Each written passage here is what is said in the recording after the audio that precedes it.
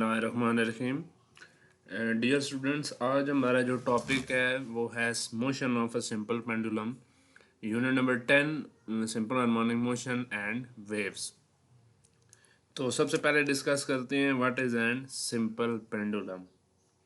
Simple pendulum consist of a small Bob of mass m, जिसका mass m है, and it is connected with an inextensible string।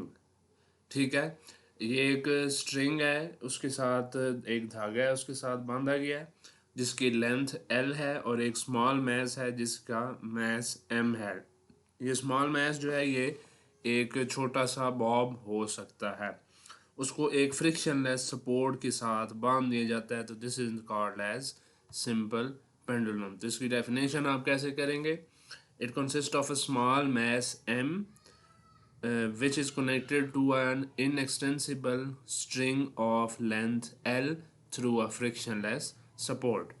तो ये थी simple pendulum की definition. अब हम इसकी मोशन को डिस्कस कर लेते हैं कि ये किस तरह सिंपल पेंडुलम किस तरह से सिंपल हार्मोनिक मोशन करता है।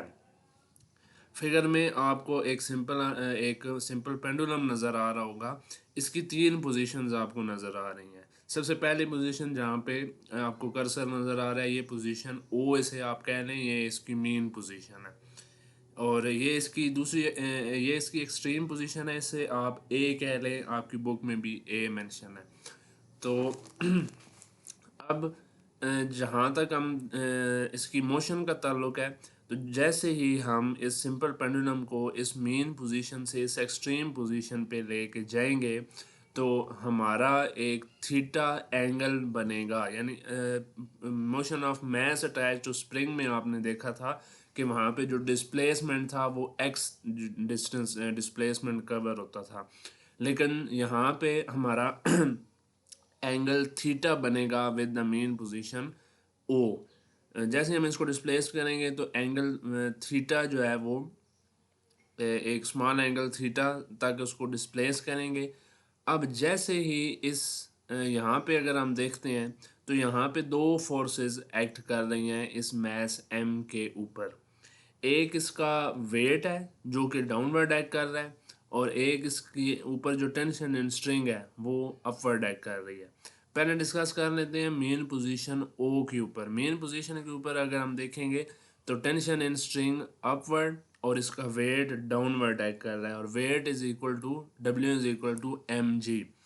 अब जैसे ही हम देखते हैं कि W is equal to M G, तो वेट जहाँ पे ऑब्जेक्ट ये जो हमारा मैस है ये सिंपल पेंडुलम है रेस्ट पे है। जब रेस्ट पे है तो इसका मतलब है कि टेंशन एंड स्ट्रिंग की फोर्स और हमारे पास जो वेट की फोर्स है ये दोनों इक्वल हैं, जिसकी वजह से ये रेस्ट पे है, तो इस वक्त कोई डिस्प्लेसमेंट कवर नहीं हुआ। डैट इज़ थीटा यहाँ पे ज़ीरो होता है इस मेन पोजीशन के ऊपर। लेकिन जैसे ही हम इसको डिस्प्लेस करते हैं तो अब क्या होगा कि अब जो टेंशन एंड स्ट्रिंग है, अब होगा ये कि वो हिस्सा, ठीक है, यानी इस मैस एम के साथ वो हिस्सा जो अलोंग द सिंपल पेंडुलम है वो हमारे पास बनेगा एम जी कॉस थीटा। ठीक है, अगर आप यहाँ पे देखें तो ये इस सिंपल पेंडुलम यानी इस मैस के अलोंग यानी जो हिस्सा है वो इसका वेट है, जो अलोंग जो है ना वो डाउनवर्ड एक्ट कर रहा है वेट, ठीक है, एम जी। अब अलोंग द ये जो स्ट्रिंग है वो एम जी कॉस थीटा बनेगा, और इसी के ऊपर अगर आप देखें तो यहाँ पे एक परपेंडिकुलर लाइन ड्रॉ की गई है, यानी ये वाई एक्सिस आप कह रहे हैं कि यहाँ पे ड्रॉ किया गया है, और ये इसका एक्स एक्सिस बन जाएगा। तो ये परपेंडिकुलर लाइन जो है वो आपने पढ़ा है 9th क्लास में कि एम जी कॉस थीटा जो है वो एक्स कंपोनेंट होता है और एम जी साइन थीटा जो है वो वाई कंपोनेंट होता है। तो एम जी कॉस थीटा जो है वो यहाँ पे अलोंग द सिंपल पेंडुलम बनेगा और ये perpendicular to the simple pendulum बनेगा। अगर यहाँ पे हम देखें तो एम जी कॉस थीटा और टेंशन इन स्ट्रिंग की फोर्स आपस में कैंसिल हो रही हैं, और एम जी साइन थीटा जो है ये will act as an restoring force for the simple pendulum. अब जैसे ही आप इस पेंडुलम को इस पोजीशन से रिलीज करते हैं, यानी जैसे ही हम इसको इस पोजीशन से छोड़ते हैं तो क्या होता है, तो ये ऑब्जेक्ट जो है, ये जो हमारा मैस है, ये towards the main position move करना स्टार्ट कर देता है। तो इसका मतलब ये है कि इसके ऊपर कोई फोर्स लगी है जिसकी वजह से इसने पोजीशन ओ की तरफ मूव करना शुरू किया है।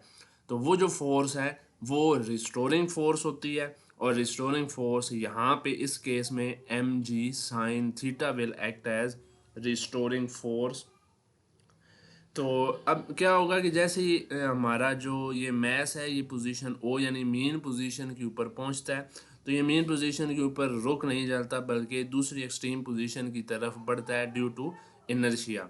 अब जैसे ही ओ पोजीशन से आगे की तरफ हमारा मैस मूव करेगा, तो मूव उस मैस के मूव करने की जो स्पीड है, यानी उसकी जो स्पीड है, वेलोसिटी है, वो डिक्रीज़ होना शुरू हो जाती है। वो उसकी डिक्रीज़ होने होते होते जैसे ही वो दूसरी एक्सट्रीम पोजीशन यहाँ पे पहुँचेगी, तो एक लम्हे के लिए, एक सेकंड के लिए यहाँ पे दूसरी एक्सट्रीम पोजीशन पे ये हमारा जो सिंपल पेंडुलम है ये रुक जाता है, स्टॉप हो जाता है। अब उस स्टॉप होने की वजह रिस्टोरिंग फोर्स है। देखें, रिस्टोरिंग फोर्स कह रही है, रिस्टोरिंग फोर्स ये चाहती है कि ये जो सिंपल पेंडुलम है ये towards the main position move करे। तो मेन पोजीशन की तरफ मूव कराने के लिए इसकी, जैसे ये एक्सट्रीम पोजीशन पे पहुंचता है तो यहाँ पे इसकी स्पीड एक लम्हे के लिए ज़ीरो हुई, ठीक है, वेलोसिटी ज़ीरो हुई, और under the action of restoring force ये वापस अपनी उसी मेन पोजीशन की तरफ यहाँ इस साइड की तरफ मूव करना स्टार्ट कर देता है। तो इस केस में M G sine theta, similarly यहाँ पे भी यही आप कंपोनेंट्स ड्रॉ कर सकते हैं जो कि M G sine theta act करेगा एज एन रिस्टोरिंग फोर्स। अब यहाँ से तो हमें पता चल गया कि इसकी जो मोशन है सिंपल पेंडुलम की वो अराउंड द मेन पोजीशन है, तो this will construct a simple harmonic motion, ठीक है। अब कुछ बातें और आपसे डिस्कस, एक बात आपसे और डिस्कस करनी है, और वो बात ये है कि इस सारी डिस्कशन के बाद हम देखते हैं कि जैसे ही हमारा जो सिंपल पेंडुलम है वो पॉइंट ए से यानी इस एक्सट्रीम पोजीशन से ओ की तरफ मूव करता है due to the restoring force, तो उस वक़्त क्या होता है कि हमारी जो स्पीड है जब ए से ओ की तरफ मूव करते हैं तो हमारी स्पीड इंक्रीज़ होती है, ठीक है, यानी टुवर्ड्स द मेन पोजीशन, और मेन पोजीशन पे इसकी स्पीड मैक्सिमम होती है और इस एक्सट्रीम पोजीशन पे ज़ीरो हो जाती है। दोबारा से फिर जब इधर आएगा ये इस साइड पे, तो फिर यहाँ पे इसकी एक्सट्रीम पोजीशन पे इसकी स्पीड ज़ीरो हो जाएगी। तो इसका मतलब ये हुआ कि acceleration is directed towards main position. ज़ाहिर है अगर फोर्स जो है वो यानी इसकी जो फोर्स है वो मेन पोजीशन की तरफ है, तो उस फोर्स की वजह से जो एक्सेलरेशन प्रोड्यूस होगा वो भी क्या होगा, टूवर्ड्स द मेन पोजीशन होगा। और जैसे ही हमारा जो सिंपल पेंडुलम है ये टूवर्ड्स द ओ मूव, दूसरी एक्सट्रीम पोजीशन इस तरफ मूव करता है, तो क्या होता है कि under the action of force, restoring force, दोबारा से ये इधर वापस आने की कोशिश करता है यानी मेन पोजीशन की तरफ। तो इस वजह से भी एक्सेलरेशन यहाँ से हम देख सकते हैं कि इसका जो है वो directly proportional to mean position भी है, डायरेक्टली प्रोपोर्शनल टू डिस्प्लेसमेंट भी है, यानी जितना थीटा ज़्यादा होगा उतना ही एक्सेलरेशन हमारा ज़्यादा होगा।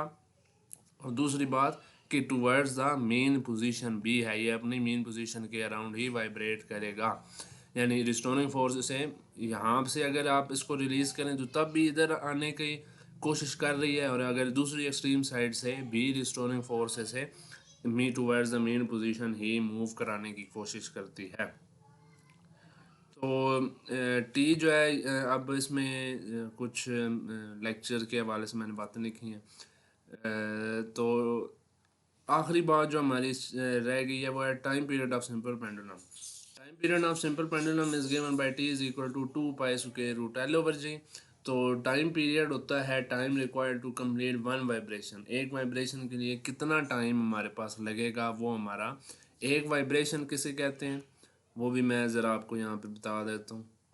तो एक वाइब्रेशन कहते हैं, फॉर एग्जांपल यहाँ से आपका मैस ने मोशन स्टार्ट की, यहाँ से दूसरी एक्सट्रीम पोजीशन, फिर मेन पोजीशन पे आके फिर वापस उसी पोजीशन पे आ जाएगा, तो आपका एक कंप्लीट रोटेशन मुकम्मल हो चुकी है एक रोटेशन कंप्लीट हो चुकी है, तो इसे हम कहते हैं कि एक राउंड ट्रिप हमारा कंप्लीट हो गया, एक चक्कर मुकम्मल हो गया, और इस एक चक्कर को मुकम्मल करने के लिए जितना टाइम एक सिंपल पेंडुलम लेगा वो उसका टाइम पीरियड होगा। वो फॉर एग्जांपल 5 सेकंड लेता है तो उसका मतलब है कि हमारा टाइम जो है वो 5 सेकंड है। तो टाइम पीरियड निकालने का फार्मूला ये है, T is equal to 2 pi square root L over G. यानी इसका मतलब है time period of simple pendulum length of the simple pendulum पे डिपेंड करता है और वैल्यू ऑफ जी पे डिपेंड करता है।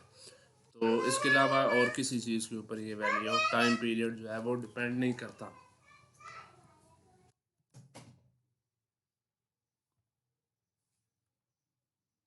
Thank you so